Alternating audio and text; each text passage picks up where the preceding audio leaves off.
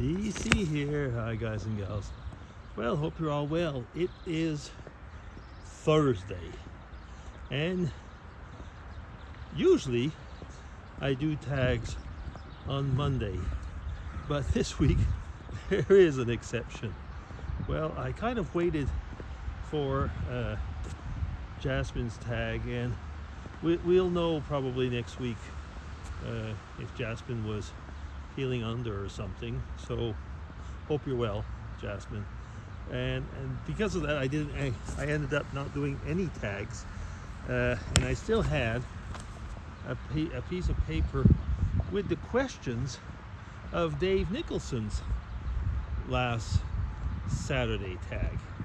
So I thought, well, I'm out for a quick walk, so why don't I do those tags? And just before I leave, I have to set something on my watch. I'll let you watch something else while I'm watching my watch.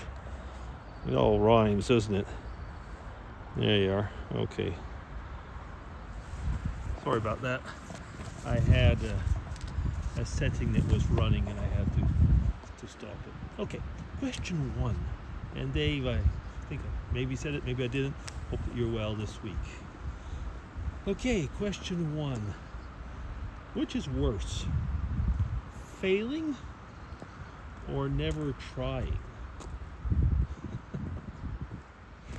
Well, usually you should try things, I guess, shouldn't you? Especially if you think it's something that you're able to do, or it's a challenge, you're up to a challenge. So, if you fail something that you probably wouldn't have had a chance to be very good on, but you really wanted to give it a go for it, So I would say never trying. That was the question. It was which was worse, And sometimes, how can you fail if you've never tried? Does that go together, actually? If you haven't tried something, can you fail?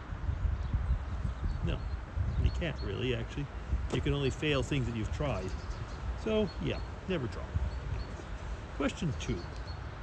When was the last time you listened to the sound of your own breathing? I'd say probably in the middle of the night. Last night.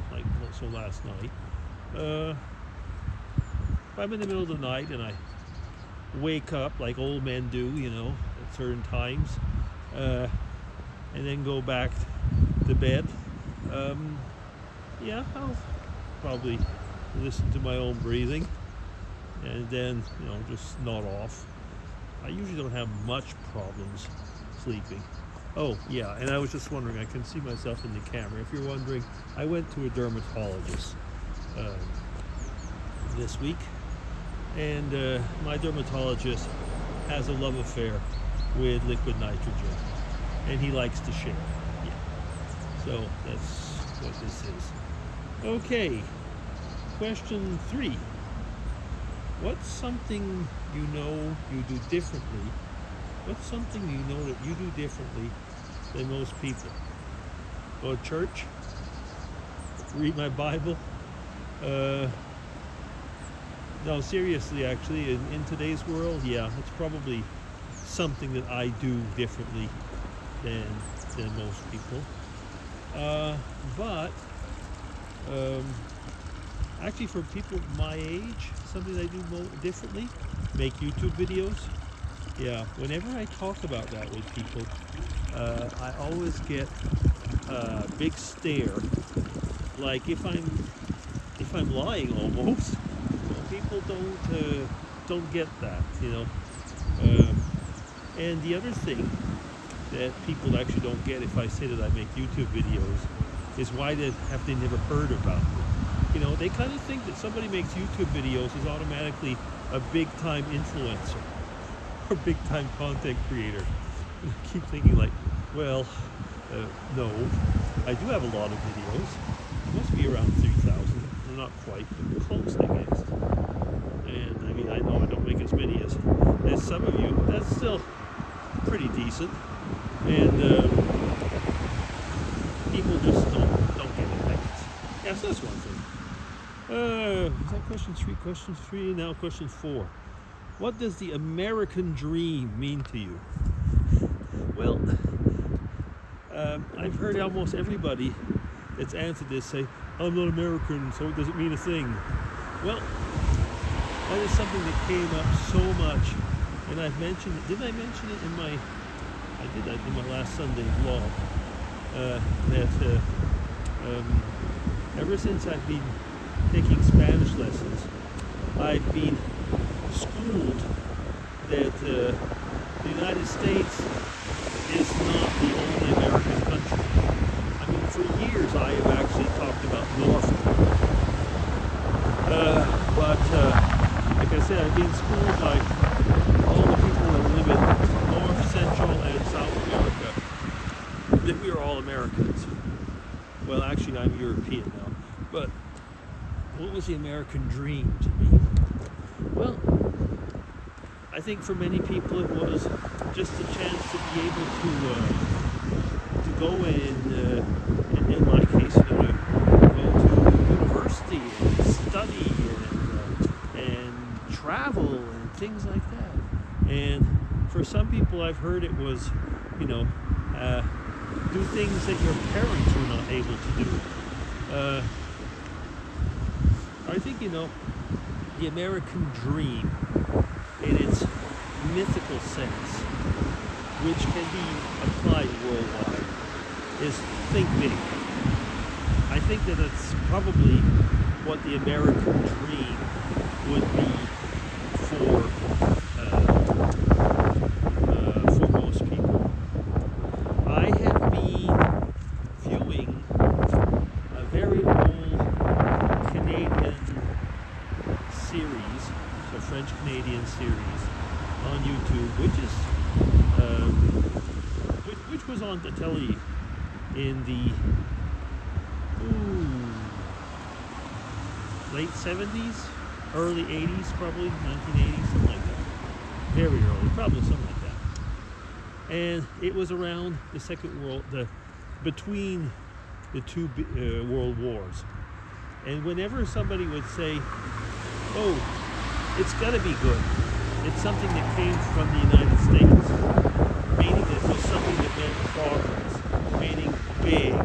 So like I say, the mythical American dream is think big. Think that you can do things. What was the first question? That you should try. And don't be worried if you'll fail. Just go and try it. Yeah. Okay. Question 5. Would you rather be a worried genius or a joyful simpleton? Oh, goodness. Anybody that knows, and it doesn't matter, you'll always be a genius to somebody else. I hope so. But, I mean, and any person who's a genius to somebody else will have some times of doubt. There are no persons, that are without any, any cares. You can place your anxieties in prayer, put it that way. But a joyful simpleton is somebody that just doesn't care about others, or doesn't care about life, or doesn't know how to care about others. And anxious. A worried genius? Well, actually, a worried genius is somebody that knows what could happen. So I guess in that respect, both. Why? Because there's a bit of both of us, hopefully, all the time. So there's no answer to that one as far as I'm concerned. At least I won't give an answer, because I think that if we're lucky, we probably are both at times. Okay. Question 6. If you could instill one piece of advice in a newborn baby's mind, what advice would you give? Oh. Now that is a difficult question. Because each person is created unique. Each person is a unique person. And I would say that each person should have their own life and is with free will. So to go and instill something by force, probably shouldn't. But yes, now if I was going to instill something into to a newborn's life, to live by the golden rule. Yeah.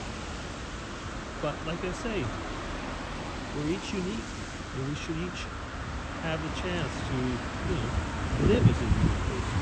Okay. Question 7 and last. What is the most desirable trait another person can possess? Well, I guess it would be living by the golden rule. Because if you're really living by the golden rule, you'll be a good person. Now, you're probably expecting it, and I will give it, is that if the person is a Christian, then it will probably be slightly easier to live by the golden rule. And don't get me wrong, I only said slightly. We're all human. Yeah. So, what is the most desirable trait another person can possess? Yeah. Live by the golden rule. You're human. You're going to fail. So, try and do that. If I could give it to them, do that. Okay. Now that's 11 minutes. I'm going to 12. My goodness. Dave, another long tag. DC, signing off. Take care, everybody. And, well, it's already Thursday, so have a good week for what's left of it. Bye-bye.